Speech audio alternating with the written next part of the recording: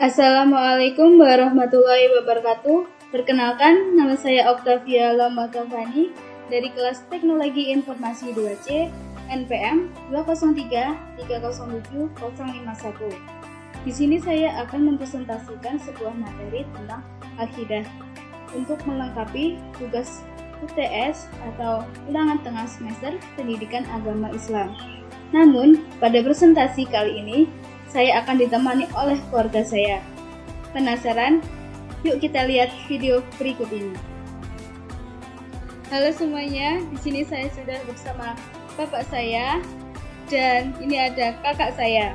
Untuk mempersingkat waktu, kita langsung bahas materinya ya. Nah, di sini kita akan membahas materi tentang akidah. Yang pertama, di sini ada pengertian tentang akidah. Secara etimologi dalam bahasa Arab, akidah berasal dari kata al-aqdu yang berarti ikatan, atau sifu yang berarti kepercayaan atau keyakinan yang kuat, al-ihkamu yang artinya mengkokohkan atau menetapkan, dan ar-rabtu biquwwah yang berarti mengikat dengan kuat. Kemudian secara terminologi, pengertian akidah adalah iman yang teguh dan pasti, yang tidak ada keraguan sedikitpun bagi orang yang meyakininya. Kemudian secara umum, pengertian akidah adalah sebuah ikatan atau kepercayaan kuat dalam diri seseorang terhadap apa yang diimaninya. Di dalam Islam, akidah meliputi keimanan kepada Allah SWT beserta sifat-sifatnya. Kemudian secara bahasa, akidah diartikan sebagai ikatan atau keyakinan, sedangkan secara istilah, akidah adalah sebuah keimanan yang kuat terhadap suatu zat tanpa ada kekurangan sedikitpun. Dari pengertian akidah, baik secara keseluruhan, diketahui bahwa akidah adalah kepercayaan atau keyakinan terhadap sesuatu yang harus diakui kebenarannya tanpa keraguan sedikitpun. Selanjutnya, yang pertama itu ada iman dan konsekuensinya.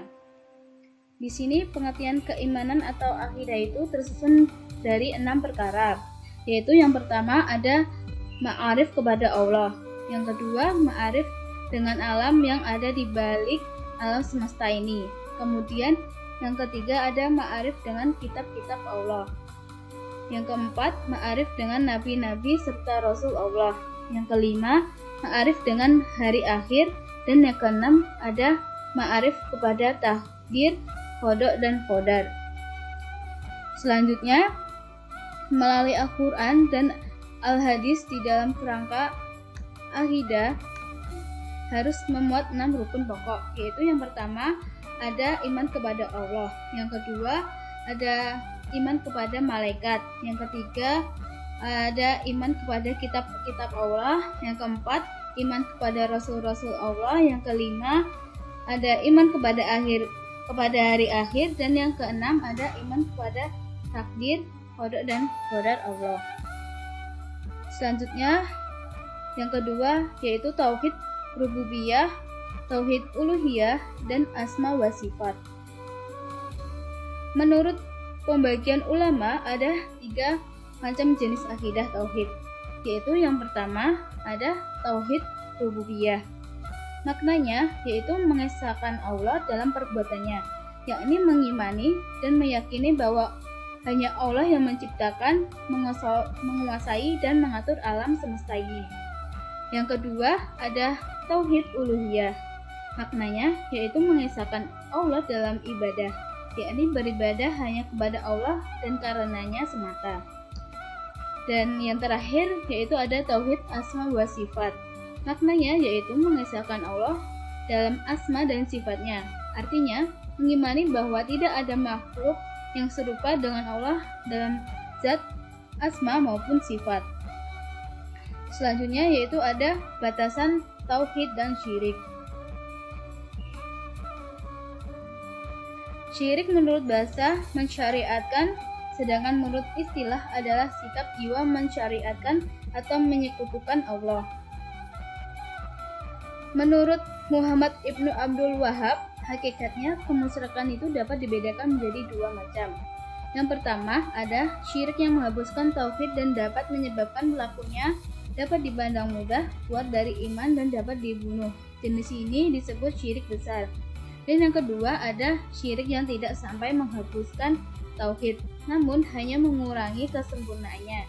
Jenis ini termasuk dosa besar yang harus diberantas agar tidak mendorong umat Islam terjerumus dalam syirik besar.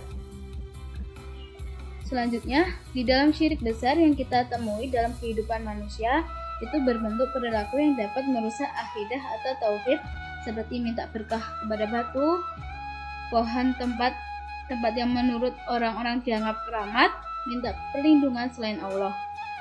Sedang hal-hal yang dapat mengarah pada syirik seperti memakai halakoh atau akad, memakai garis-garis nasib, japa mantra, mahabah, batu akik dengan harapan dapat menolak madharat serta memberi manfaat.